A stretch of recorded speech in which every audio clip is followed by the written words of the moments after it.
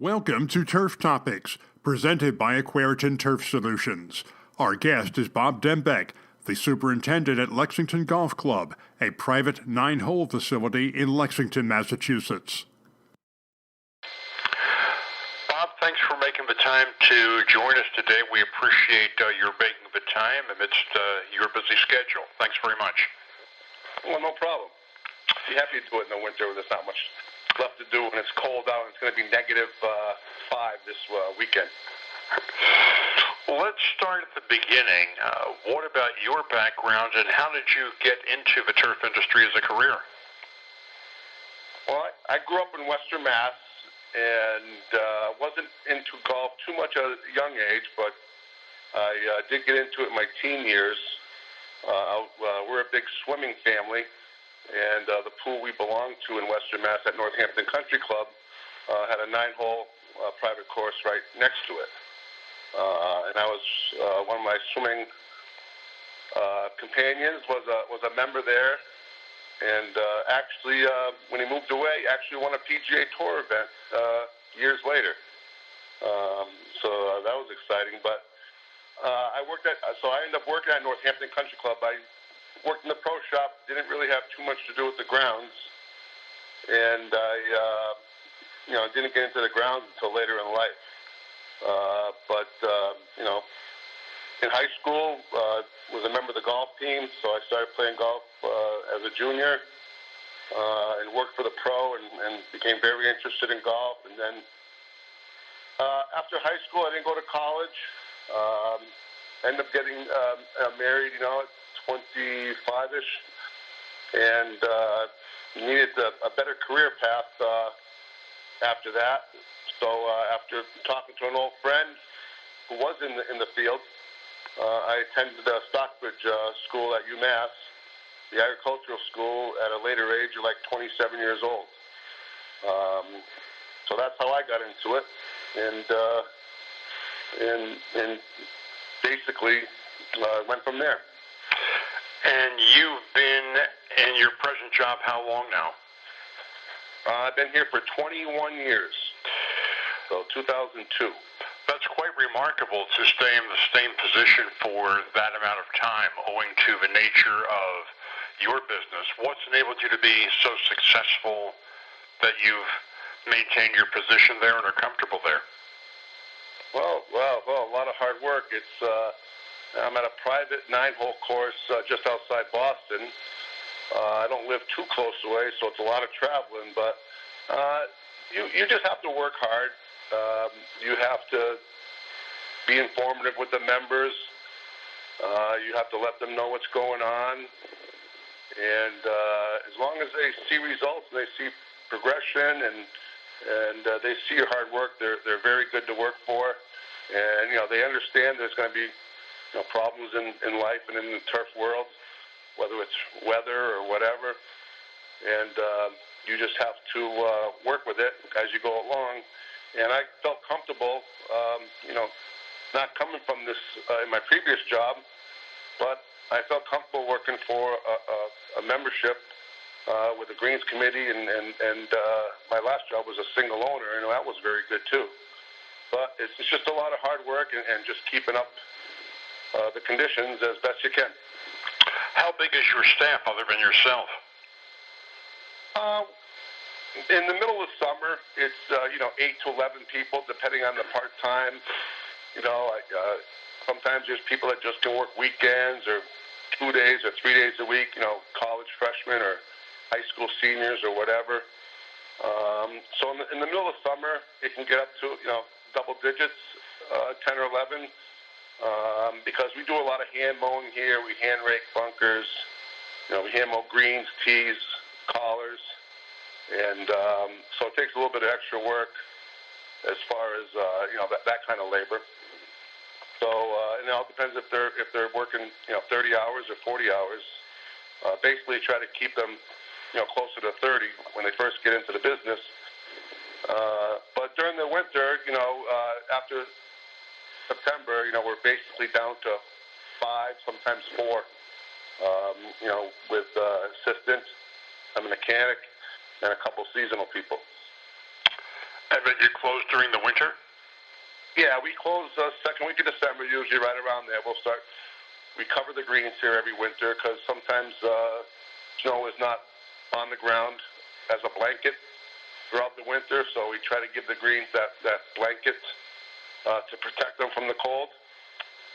And then we open up usually around the last week of March or April 1st, depending on the weather. What we're going to talk about today for a bit is heat stress and the issues related to it. Of course, in Massachusetts, you get hot and humid weather through the summer months. What kind of steps do you take and what sort of challenges do you encounter as far as dealing with hot, humid weather? You just have to get your turf and your soils prepared ahead of time, not knowing if you're going to get it or not. Basically, we do the normal stuff, the aeration, top dressing. We try to do every 10 to 14 days during the summer, light top dressing to help protect the crowns. We make sure that our fertility is on an even keel. We'll do soil tests every 2 years, to make sure those levels of available stuff is in the ground. And anything we have to add usually is, going into wintertime or the second aeration in August or September to prepare the soils for winter and the following year. So, we take all those steps with precautionary spraying and just, do a soil drench sometime before the heat kicks in June to make sure the soils are somewhat clean as far as any root diseases. And then we use wetting agents and growth regulators throughout the summer to try to limit the plant from any stress. I'm going to back up just one step here, and you spoke to this a moment ago. How important is it to go into the winter months, your shutdown period, if you will, with good, healthy turf? And by that I mean doing the preparation that you have to do in the fall to go into the winter so that you get through the winter in reasonably good shape and start off the spring with healthy turf. Very important with my course. It's over 125 years old here. Our greens are mostly Poa annua, and that's a tough grass to get through the winter anywhere. So whether it's ice damage or freezing temperatures or crown hydration or anything like that, the best defense you can do is prepare for that kind of environment. I mean, we've worked on a lot of top dressing on greens and fairways over the last 20 years, and we've tried to build up so we have a better surface drainage, and anything that puddles up, we'll try to get away from the plant. But, Poa annua is very tricky in the wintertime, and it takes a lot of money and effort to protect it year long, whether it's summer or winter. So it's very important to make sure that Poa annua is protected, whether, keeping it a little higher in the winter or covered or, top dressed and all the fertility that has to go along with it. As far as Aquaritin is concerned, how did you first learn about it and how did you start introducing it into your protocol? Let me see. So I first heard about it. It could be the ads in the trade magazines or on Twitter.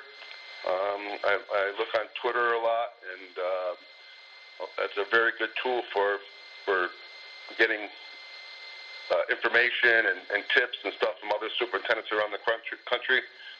And one of my local companies picked it up and started distributing it.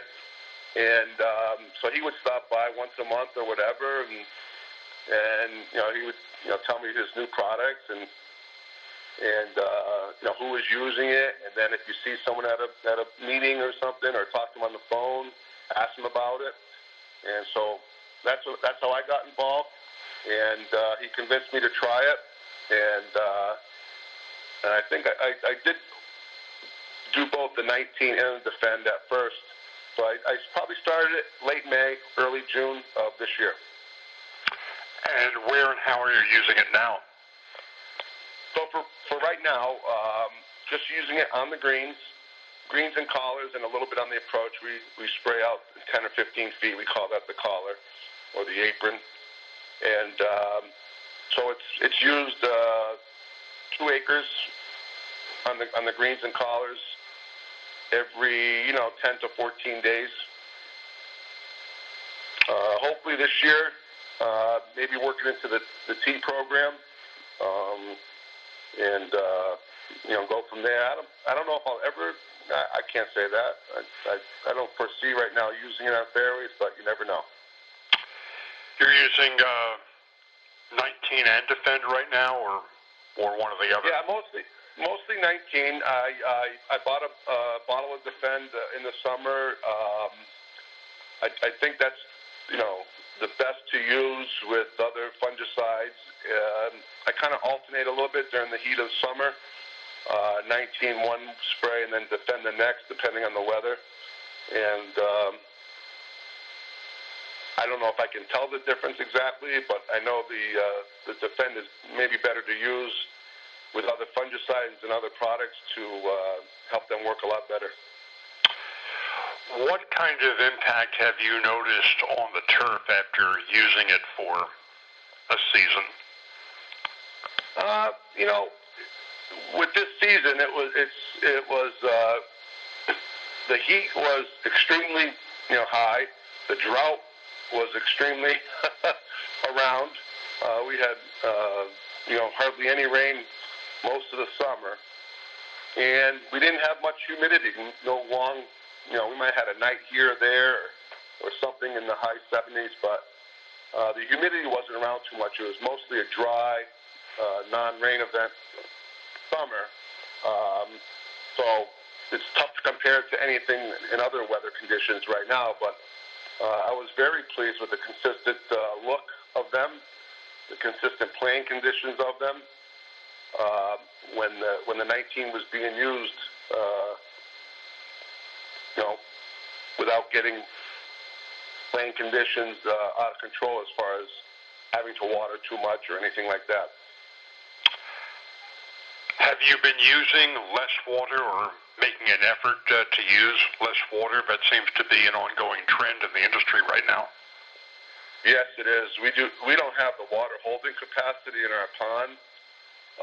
I have to start, looking at my water levels right away, sometime in June, where if we have to kick on the wells to fill up our irrigation pond right away, we will, because we know if we get into an area of July and August, if it's dry and hot, that we can come close to running out of water. We don't want to buy it. We don't want to have to call the town to have to put some water into the pond. We're not hooked up to any other second source, so our 2 wells that fill up our holding pond can go down pretty fast. So we actually look to conserve water right away and use as many hoses on greens and tees as we can throughout the summer. What has been the response of your members? Your club's been there 125 years. You have members who have been there a very long time. They're a very knowledgeable group. So what has been their reaction since you started using Aquaritin? Yeah, I don't know if the members can tell right away right now. We're pretty consistent at what we kind of do from year to year. They sometimes they don't remember, the past or what happened the year before. But as long as you're getting compliments and feedback of the consistency of the look and the play of the greens, you know what you've done to change it or to keep it that way. You let them know it, that we're trying something new as new products come on the market, and if they're happy with it and I'm happy with it. But as far as the scientific stuff, or the watering, or the look, or the leaf blade, or the photosynthesis, it's tough to tell if they know a lot about that. But as long as it's playing good and looking good, that's all they care about.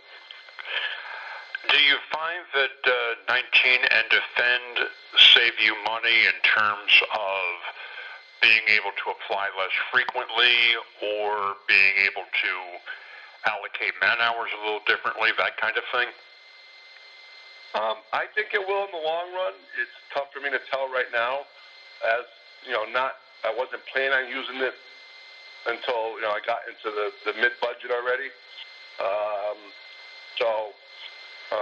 I'll probably see that a little bit, because there's some products that I will probably not replenish this year and use more than 19 on a more consistent basis this year. And as far as help goes, I haven't. It seems like you can come off it and do some other stuff a little bit longer in the heat of the summer. But without the rain and without the humidity, it was tough to tell this year. Thank you for joining us for this edition of Turf Topics, presented by Aquaritin Turf Solutions. Please join us next time.